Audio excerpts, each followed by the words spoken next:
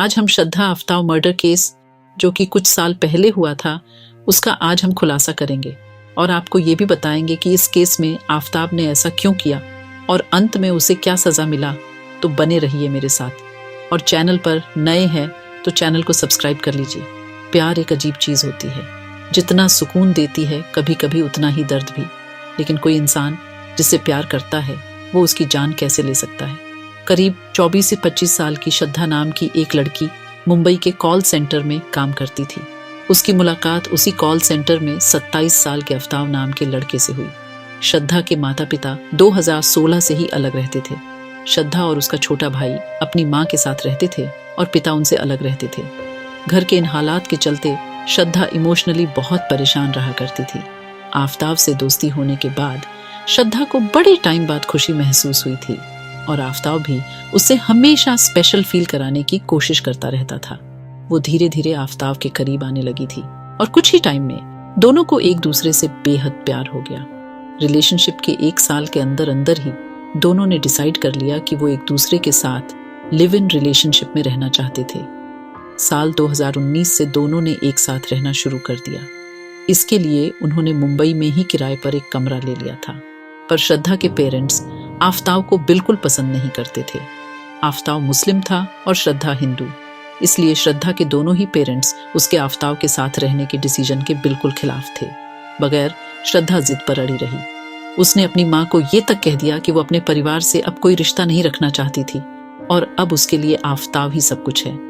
फिर इसके बाद श्रद्धा ने अपने घर को पूरी तरह से छोड़ दिया और वो आफ्ताब के साथ रहने लगी। वहीं दूसरी तरफ उसके पेरेंट्स बेहद परेशान रहने लगे थे। श्रद्धा ना ही उनसे मिलती जुलती और ना ही उनका फोन उठाती। अपनी बेटी की खोज खबर वो उसके व्हाट्सएप या सोशल मीडिया स्टेटस से लिया करते थे। ऐसा चलते चलते अब 1 साल बीत गया था और श्रद्धा की माँ अब बहुत ज्यादा परेशान रहने लगी थी। श्रद्धा को खोने के बाद उसे बुरा लगने लगा था और इसलिए उसने अपने पिता से फोन पर बात करना वापस शुरू कर दिया था। एक दिन कॉल पर श्रद्धा ने अपने पापा को बताया कि आफ्ताब उसके साथ बुरा बर्ताव करता है, उसको और कभी कभी वो श्रद्धा को खूब मारता पीटता है। ये सुनकर श्रद्धा के पापा ने श्रद्धा को घर बुला लिया। श्रद्धा भी आफ्ताब का ऐसा बिहेवियर देखकर चुप नहीं बैठी और वो वापस अपने घर चली आई। लेकिन फिर आफ्ताब ने अपने अजीब बिहेवियर के लिए श्रद्धा से माफी मांगी और श्रद्धा ने उसे माफ करके सब कुछ भूल जाना ही ठीक समझा। वो वापस आफ्ताब के साथ जाकर रहने लगी। दोनों ने जल्द ही डिसाइड कर लिया कि वो मुंबई छोड़कर कहीं और रहेंगे। करीब 1 महीने तक वो हिमाचल की कई जगहों पर घूमते रहे और 8 मई 2022 को दोनों दिल्ली आकर छतरपुर में बस गए। दिल्ली शिफ्ट होने के कई महीनों तक श्रद्धा अपने पिता से टच में सिर्फ व्हाट्सएप और सोशल मीडिया के थ्रू ही थी। उसने वापस अपने घर पर कॉल करना बंद कर दिया था और जब कभी उसके पापा उसे कॉल करते तो या तो वो फोन नहीं उठाती थी या फिर कॉल काटकर मैसेज कर देती थी कि वो बिजी है। धीरे धीरे व्हाट्सएप और सोशल मीडिया पर भी श्रद्धा की अपडेट्स आनी बंद हो गई। श्रद्धा के पिता को ये बात बहुत अजीब लगने लगी थी। उन्होंने आफ्ताब को भी कांटेक्ट करने की बहुत कोशिश की मगर उसका फोन अक्सर स्विच्ड ऑफ होता। इसलिए आखिर में श्रद्धा के पिता ने पुलिस का सहारा लेना ही सही समझा। वो पुलिस के पास अपनी बेटी की मिसिंग कंप्लेंट लेकर चले गए और इसके बाद वो श्रद्धा को ढूंढते हुए मुंबई से दिल्ली चले गए। श्रद्धा का केस भी मुंबई पुलिस ने दिल्ली पुलिस को ट्रांसफर कर दिया था। श्रद्धा के पापा ने पुलिस को बताया कि श्रद्धा बहुत वक्त से आफ्ताब से शादी करने की बात कर रही थी मगर आफ्ताब उससे शादी करने को राजी नहीं था। श्रद्धा के पापा को शक था कि आफ्ताब सिर्फ उनकी बेटी का फायदा उठाना चाहता था। जब पुलिस ने इन्वेस्टिगेशन शुरू की तो उन्हें पता चला कि श्रद्धा काफी समय से मिसिंग है। आसपास के लोगों ने बताया कि दिल्ली शिफ्ट होने के बाद से ही आफ्ताब अकेला घर पर रहा करता है।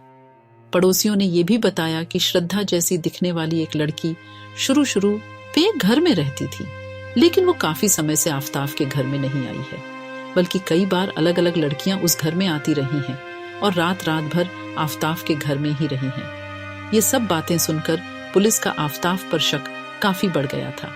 एक दिन पुलिस ने आफ्ताब को अरेस्ट कर दिया और फिर इस पूरी कहानी की कड़ी खुलने लगी। पुलिस ने जब आफ्ताब के घर की तलाशी ली तो उन्हें उसके फ्रिज से अजीब से मीट के टुकड़े मिले। टेस्ट करने पर पता लगा कि वो सारे टुकड़े ह्यूमन बॉडी के हैं, मतलब किसी इंसान के शरीर के टुकड़े हैं। पुलिस ने छतरपुर के आसपास के सारे एरिया में स्निफर डॉग्स के जरिए खोजना शुरू किया तो उन्हें पास के एक जंगल से उसी ह्यूमन मीट के और पीसेज मिले। जब आफताब से इस बारे में पूछताछ की गई तब उसने पुलिस को एक रोंगटे खड़े कर देने वाला सच बताया। उसने कहा कि दिल्ली में शिफ्ट होने के 10 दिन बाद ही उसने श्रद्धा का गला घोंटकर उसे मार दिया था। मगर दिक्कत की बात यही थी कि दिल्ली में आफताब के पास कोई गाड़ी नहीं थी, इसलिए उसे समझ नहीं आ रहा था कि वो आखिर उस बॉडी को ठिकाने कैसे लगाएगा।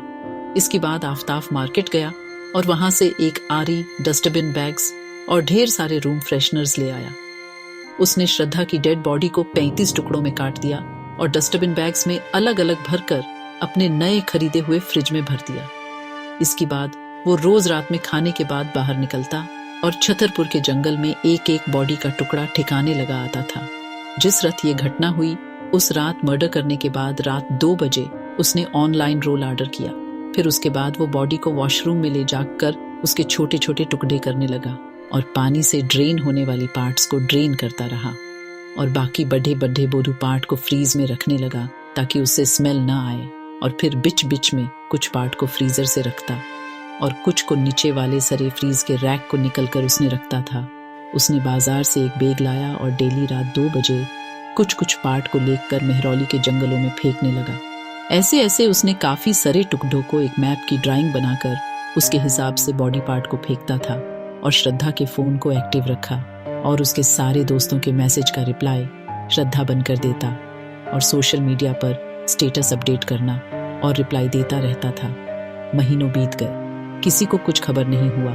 फिर आफताब ने एक गलती की, उसने उसके दोस्तों के रिप्लाई देना बंद कर दिया, जिससे महीनों के बाद उसके दोस्त ने उसके भाई को कांटेक्ट किया कि श्रद्धा से बात नहीं हो पा रही।